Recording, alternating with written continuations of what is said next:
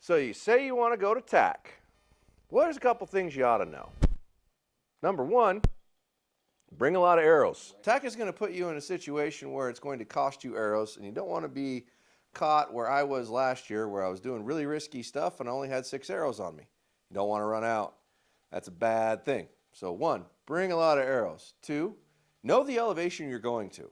You can pre-plan for this stuff, especially with sight tape programs like Precision Cut Archery, where you can go in there and tell it what elevation you're going into, and reprint your sight tape that you already know is sighted in where you're at for the environment you're going to.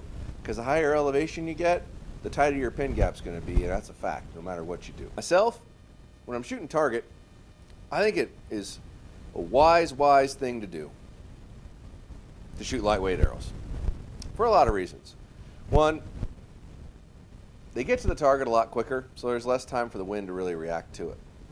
You tend to be able to fit through tighter windows, and traditionally in situations like TAC, they're going to put you into windows of trying to shoot through. However, sometimes the object is directly in front of you, which makes it difficult to actually send an arrow through as well. So sometimes having a light arrow can hurt you.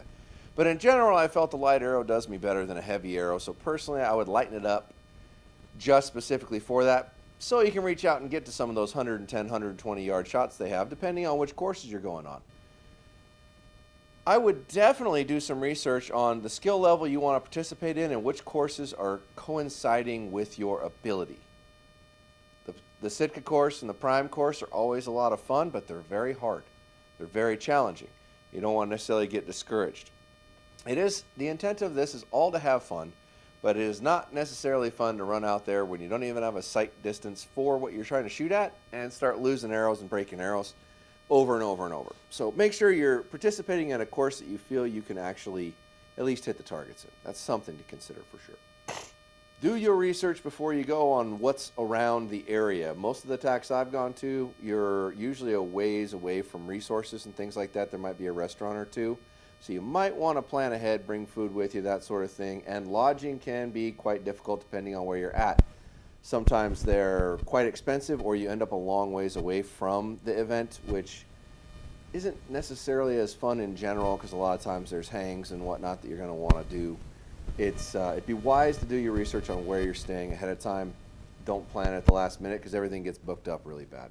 So when you get a chance, look for some third access videos, and we'll make one too, that explain better how to adjust it and how to set it to make it easier for you to be able to use as a resource when you're going to those things. Because if your third access is wrong on certain courses, you will miss by a long ways. TAC is designed to be total archery challenging, right? That's the idea. And if you go into it with that mindset, your equipment's just got to be perfect for those situations. So definitely spend some time making your equipment perfect. Put in the time, put in the effort, just so you don't lose arrows on those longer shots. Because, man, it is really easy to do in that environment. Now, I know it can be difficult to even get a ticket to a TAC depending on which one, but it's always an ideal situation to go with some buddies or make some friends when you're there, which you'll find this community is usually very inviting and warming. It is a lot more fun to shoot those courses with other people instead of just trying to run through yourself. There's a lot to shooting those angles and in those positions, trying to look beyond what you're trying to shoot at. There'll always be stuff in the way. There's always shots that are tunnels, and those are really hard to focus through, but you got to focus on what you want to hit, and do not look at what you're afraid of hitting, or that's where your arrow's going to go. There's a lot to that. You have to focus on what you want to hit.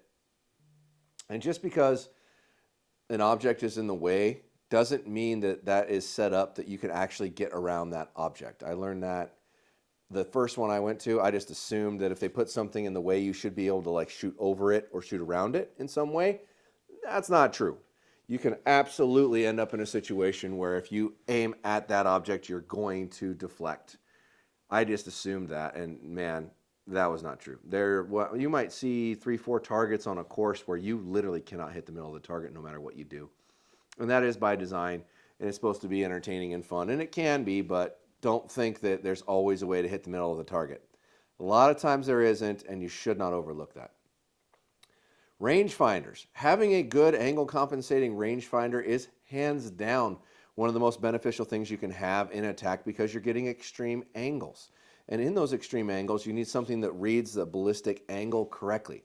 And for my money, there's really only two. Comment down below on if there's like 7 others that really truly work well, but I've only found 2 that really accurately show me as an archer the appropriate ballistic drops. And one is the Leupold Full Draw 5, which the 4 worked pretty well too, but the 5 is improved. You do put your ballistic information in, and it does show you an elevation that your arrow is going to peak at, which is kind of nice if you're not sure if you're going to clear something or whatnot when you're rolling up to the target. That's always a good thing. And the other one, and my personal favorite, is the Bushnell Broadhead. Now, when you pick this thing up, it's going to feel like it's junk. It just does. It feels flimsy, it feels fake, it feels cheap. But I've had 2 of them for, at least 2 years now. I've never had a functional problem with one. I've had to replace the battery in one of them once.